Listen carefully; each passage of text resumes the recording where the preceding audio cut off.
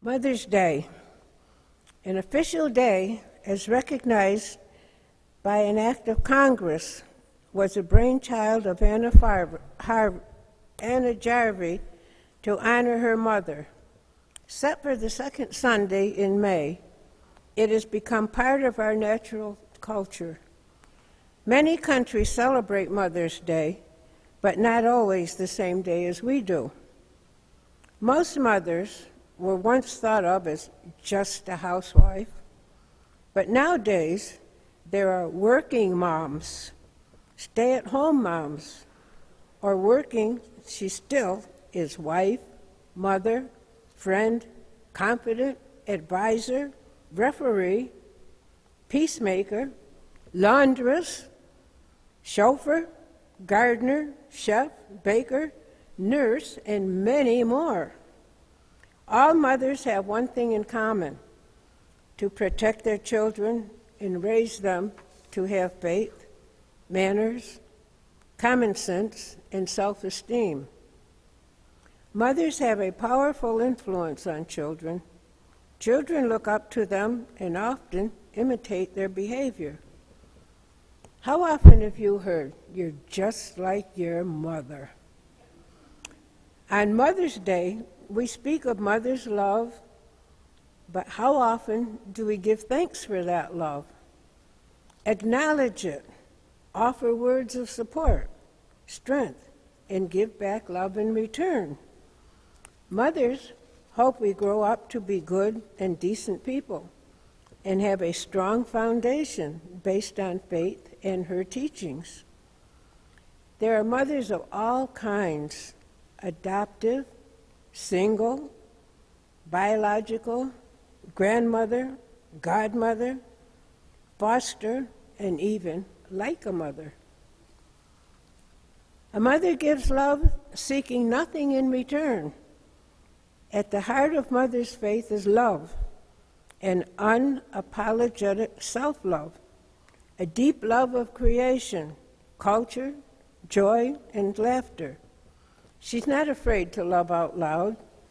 She's concerned about the well-being of the entire community, male and female, everyone matters. An example of this unwavering love is Mother Teresa, who since her death has remained in the public spotlight for her unwavering commitment to aiding those much in need.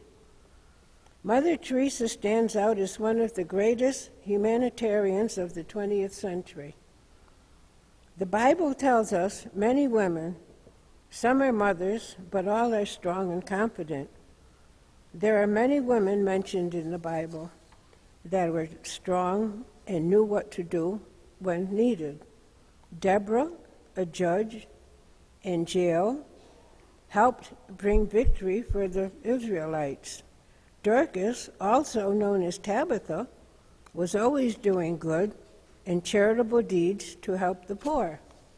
Hannah, the mother of Samuel, one of the most godly men in the Bible. Abigail, a woman of virtue and honesty that protected her family. Esther, who saved her family from death. Then there is Timothy's mother, Eunice, and grandmother, Lois, that taught him many things about the Bible. There are many others: Miriam, Lydia, and of course Eve, the mother of all living. Also, Martha, Ruth, and Naomi. Let's not forget Mary, the mother of Jesus. They are all strong, significant women. The Bible gives a good example of what a woman and mother is, such as in Proverbs 31. I have to admit there are some things I don't agree with in that. In this day and time, women have earned more respect as to what and who they are and what they should and should not do.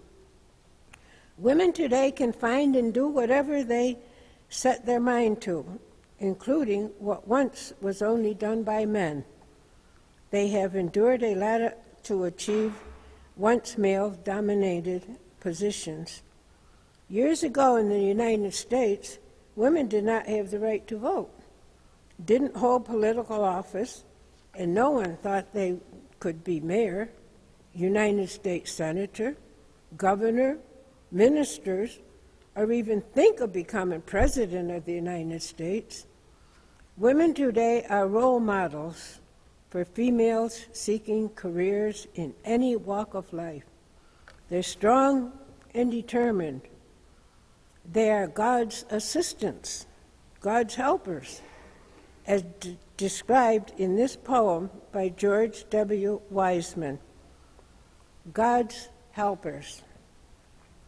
God could not be in every place with loving hands to help erase the teardrops from each baby's face, and so he thought of mother.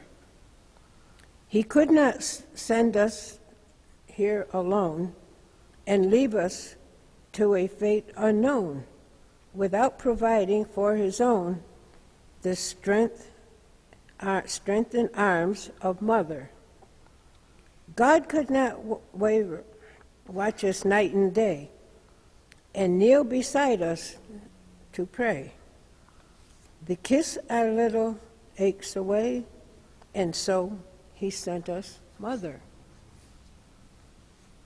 And when our childhood days began, he simply could not take command.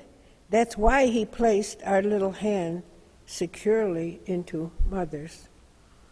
The days of youth slipped quickly by, like sun rose higher in the sky.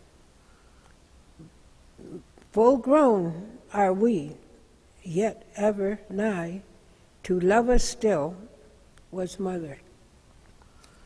And when life's span of years shall end, I know that God will gladly send the welcome home her child again, that ever faithful mother. The last two verses of Proverbs 31 state, charm is deceptive, beauty is fleeting, but a woman who fears the Lord is to be praised. Honor her for all that she stands, that her hands have done, and let her works bring her praise at the city gate. On this day, may we give thanks for the blessings of our Heavenly Father and for all the women and mothers who have made a difference in our lives.